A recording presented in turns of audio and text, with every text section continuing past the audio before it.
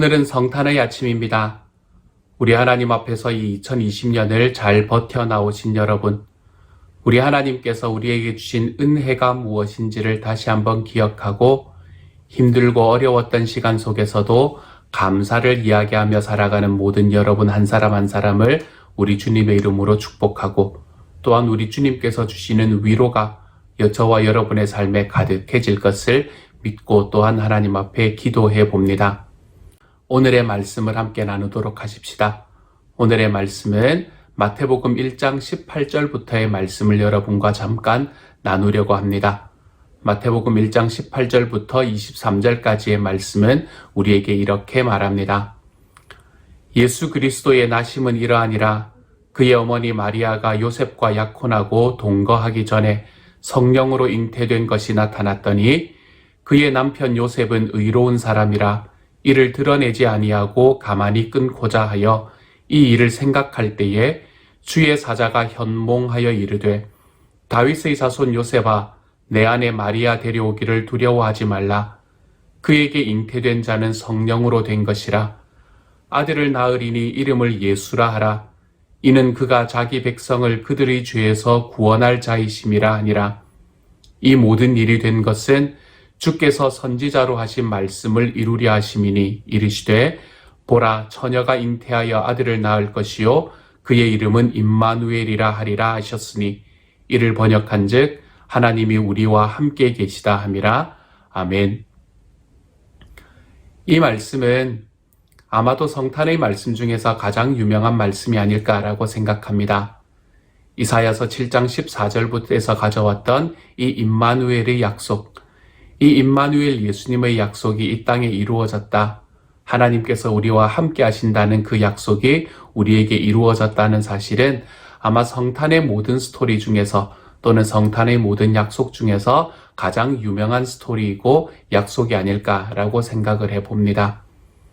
팀 켈러 목사님은 이 말씀을 통해서 우리들에게 예수님께서 이 땅에 오시면서 하나님이고 또 완전한 인간이 되셨다는 사실을 우리에게 설명을 해줍니다.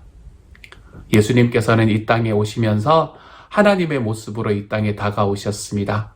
하나님의 모습으로 이 땅에 다가오셨다는 이야기는 오늘의 말씀에서 예수님의 탄생이 성령으로 인해서 된 것이다 라는 이야기에서 우리에게 보여주고 있습니다. 성령으로 잉태되었던 예수님께서는 그 근본이 하나님께 있다는 것이지요.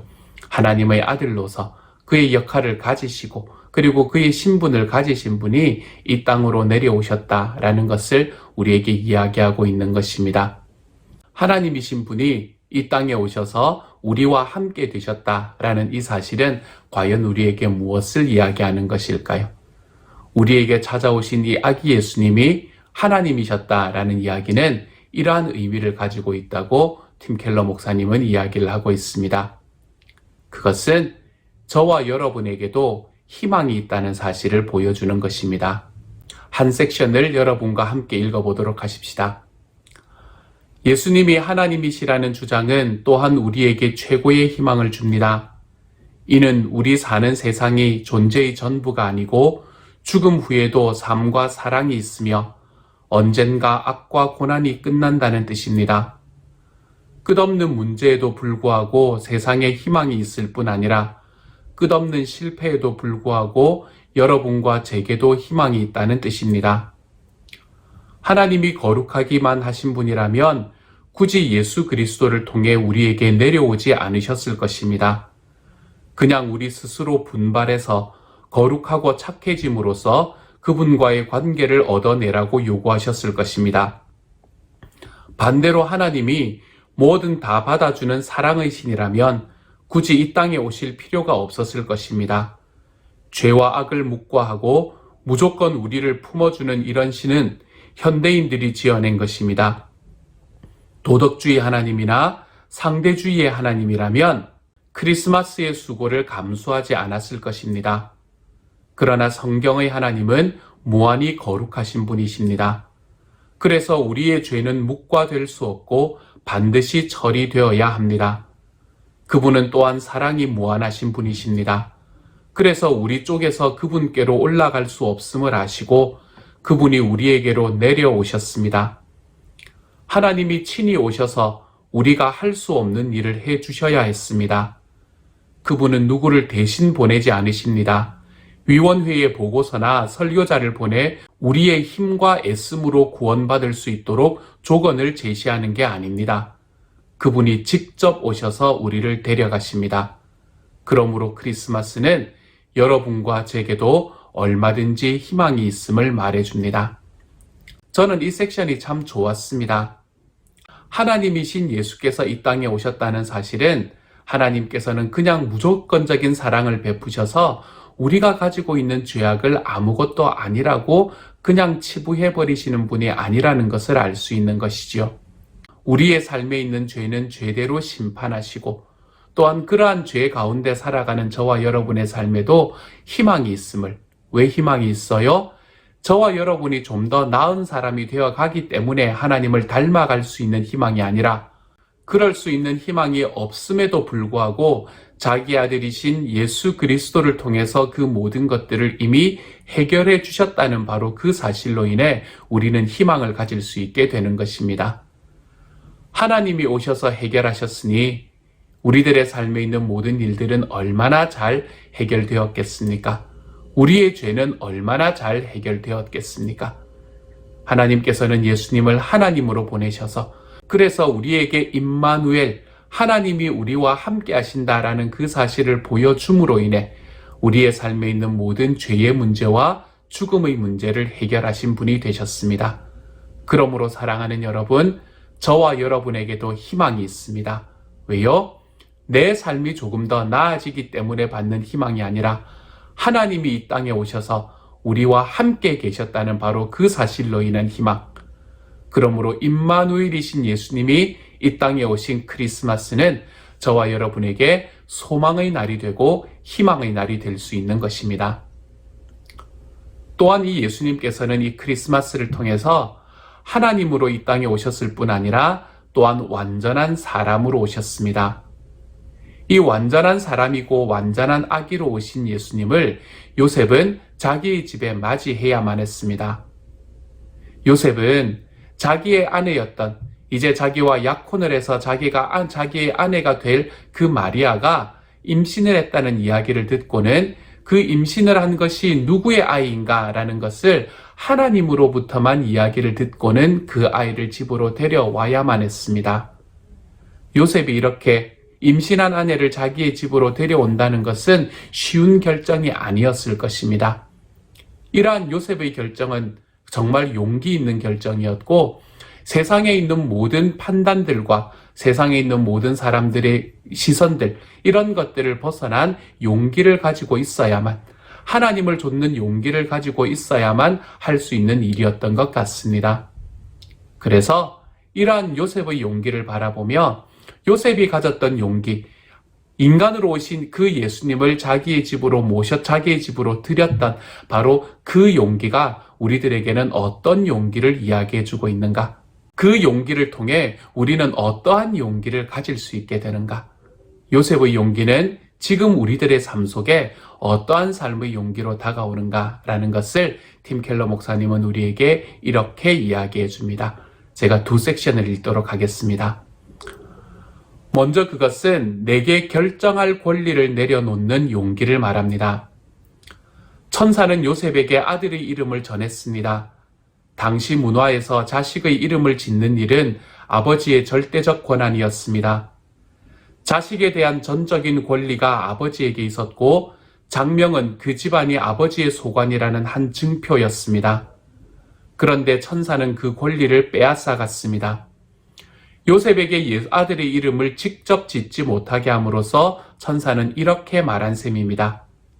예수님이 내 삶에 계시면 내가 그분의 주관자가 아니다. 곧 태어날 이 아기가 내 주관자이시다. 사람들이 제게 늘 하는 말이 있습니다. 나는 기독교인이 되는데 관심이 있습니다. 하지만 기독교인이 된다고 해서 이것저것 해야 한다면 싫습니다. 이게 무슨 말입니까? 그분의 이름을 그들 스스로 지으려는 것입니다. 그들의 말인즉 나는 예수 그리스도를 원하지만 내 기준대로라야 한다라는 것입니다. 하지만 천사는 말하기를 그분이 우리 삶에 들어오시면 우리가 그분을 통제하는 게 아니라 그분이 우리를 통제하신다고 말합니다. 그리스도께 가려면 여러분의 조건을 다 내려놓아야 합니다. 그 말은 무슨 뜻입니까?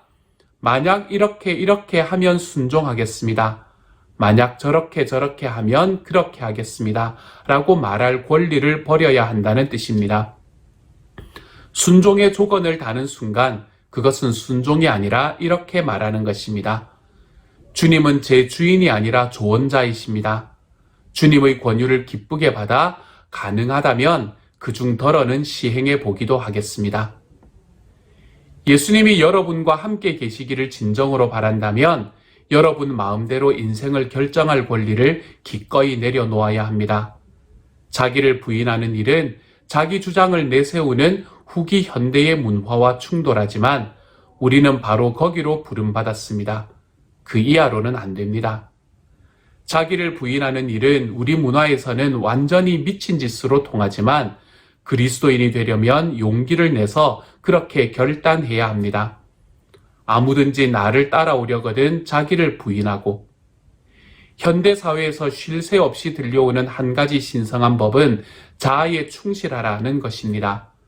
항상 자신의 가장 깊은 꿈을 이루고 가장 깊은 갈망을 채우고자 애써야 한다는 것입니다. 하지만 이런 인생 철학에는 중대한 문제가 많습니다. 우선 우리의 감정이 수시로 변하며 언제라도 대개 감정끼리 충돌한다는 사실입니다. 그럼에도 그게 지배적 견해이며 그래서 그리스도인의 소명은 충격적입니다. 현대인들이 자율적으로 결정할 권리를 버리려면 용기가 필요합니다. 그래도 이는 꼭 필요한 과정입니다. 예수님을 삶의 중심에 모시려면 그분께 무조건 순종해야 합니다. 두려운 일인 줄 저도 알지만 이는 모험이기도 합니다. 그분의 주권에 대한 모험입니다. 흔히들 그렇듯이 저도 청년 시절에 자아를 알고자 고민했습니다. 내가 누구인지 알아내고 싶어 기독교도 고려해 보았지만 예수 때문에 나다워질 수 없다면 기독교인이 되고 싶지 않다 하는 생각이 들었습니다. 하지만 이제 와서 40년 전을 돌아보면 삶의 그 단계에서 내 마음의 실체를 내가 결코 알 수 없었음을 깨닫습니다. 최고의 충절을 그분께 바쳐야만 우리에게 가장 필요한 것을 그분에게서 받을 수 있습니다. 우리의 이름을 그분이 지어주셔야 합니다. 그분은 우리를 지으신 분이므로 우리가 누구이고 무엇을 위해 지음받았으며 무엇이 우리에게 맞는지 아십니다. 그분이 우리 삶에 들어오시기 전까지는 우리가 누구인지 알 수 없다는 뜻입니다. 그분께 순종해야만 우리의 참 정체를 알 수 있습니다. 우리가 가져야 하는 첫 번째는 나의 삶에 있는 나의 결정권을 우리 주님께 내려드리는 용기입니다. 요셉은 자기의 아들의 이름을 짓는 권리를 하나님께 돌려드렸지요. 그처럼 우리들의 삶에서도 나의 권리라고 생각하는 것을 주님께 돌려드렸을 때에 하나님께서 우리들의 삶에 내 삶의 필요를 채우시는 것을 경험할 수 있게 될 것입니다. 또한 두 번째 우리가 가져야 하는 용기를 이렇게 이야기합니다. 내가 죄인임을 인정하는 용기를 가질 줄 알아야 합니다. 마지막이자 가장 근본적으로 자신이 죄인임을 인정하는 용기가 없이는 예수님을 인격적으로 알 수가 없습니다.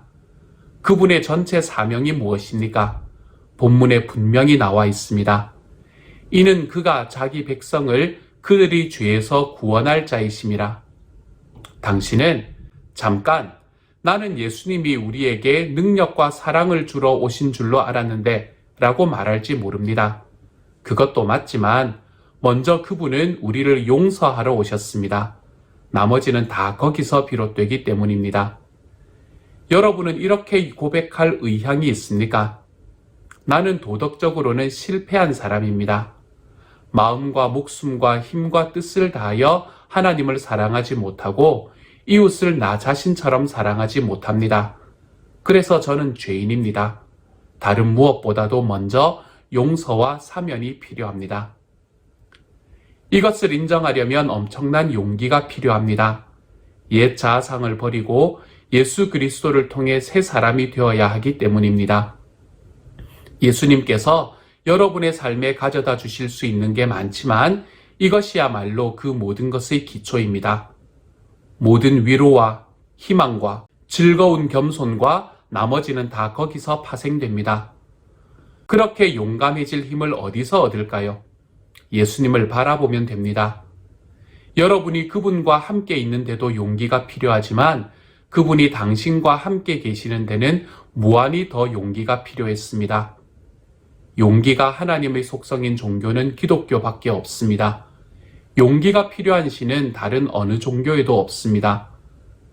예수께서 우리를 구원하시려면 겟세마네 동산에서 땀 흘려 씨름하시고 고통스러운 죽음을 맞이하셔야만 했습니다.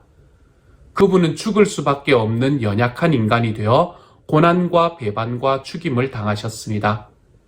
이 모든 일을 여러분을 위해 당하시며 그것을 가치 있게 여기셨습니다. 여러분을 위해 어둠에 직면하시는 그분을 바라보십시오. 그러면 여러분도 어떤 어둠이든 능히 직면할 수 있을 것입니다. 우리 한글 새 찬송가에는 번역되지 않고 삭제되었지만 천사 찬송하기를 이라는 찬송가에는 순순히 영광을 버리셨네 라는 소절이 있습니다. 이 말은 무슨 뜻입니까? 그분이 기꺼이 자원하여 사랑으로 그리하셨다는 뜻입니다. 아무도 그분께 강요하지 않았습니다. 그것은 단지 의무가 아니었습니다. 상상할 수 없는 고통과 죽음을 그분은 저와 여러분을 위해 사랑으로 맞이하셨습니다. 어미곰과 새끼곰 사이에 감히 끼어들지 마십시오. 이야기나 영화에 보면 난공불락의 적에 맞서 악착같이 자녀를 지켜내는 어머니가 얼마나 많습니까? 어머니의 그 용기는 어디서 왔습니까? 사랑에서 왔습니다. 예수님은 왜 용기를 내서 우리를 위해 그런 일을 하셨을까요? 사랑 때문입니다. 저와 여러분은 어떻게 용기를 얻어서 우리 주님 앞에 나아갈까요? 역시 답은 사랑입니다. 여러분을 위해 그 모든 일을 하시는 예수님을 바라보십시오.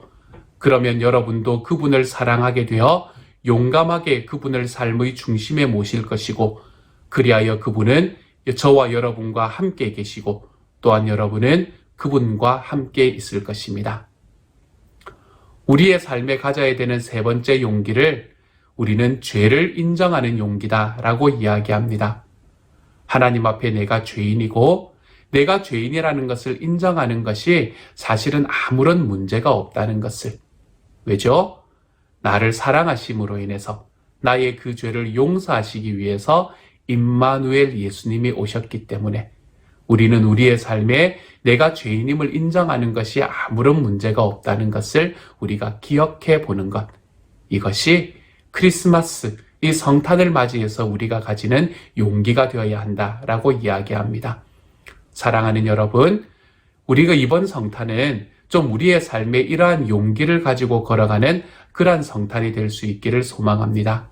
우리의 삶 속에 내 것을 내 것이라고 이야기하지 않고 나의 권리를 주님께 내려드릴 수 있는 용기, 또한 우리들의 삶에 내가 정말 죄인이지만 내가 죄인임을 인정하고 나더라도 하나님이신 예수님께서 이 땅에 오셨으므로 내가 그것이 나의 삶에 아무런 문제가 되지 않음을 하나님 앞에 기억하고 내가 죄인임을 인정할 줄 아는 용기, 이러한 용기로 한 걸음 걸어가는 이번 크리스마스가 될 수 있기를 우리 주님의 이름으로 축복합니다. 함께 한번 기도하겠습니다. 사랑하는 하나님, 오늘의 말씀을 통해서 예수님께서는 하나님으로 이 땅에 오셨기 때문에 모두에게 아직 희망이 있다는 사실을 가르쳐 주시는 하나님을 알게 해주시니 감사합니다.